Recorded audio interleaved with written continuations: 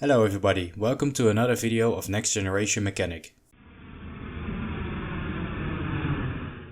With this ATA learning series, I want to teach you as much as possible about airplanes and airplane systems. The first lesson will be an explanation how the air conditioning cooling works on an airplane.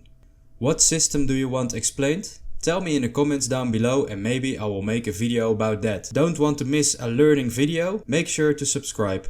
First, let me give you a quick explanation what ATA is and where we use it for. In aircraft maintenance, we use something called ATA codes. But what are they? ATA stands for Air Transport Associates and refers to different airplane systems. For instance, ATA 21 refers to air conditioning, 22 to out of flight and so on. The ATA chapters are divided into sub-chapters. So 21 is air conditioning and 21-51 is cooling. Under this sub-chapter, all procedures for air conditioning cooling can be found. If you have to replace an air cycle machine of the air conditioning system, this can be found in the ATA 21 sub-chapter 51. These ATA chapters are common knowledge for all aircraft mechanics and future mechanics. So keep learning and refreshing the ATA codes. I will link an ATA chapter list below in the description of this video so you can have a look and learn it. Thank you for watching and see you next time.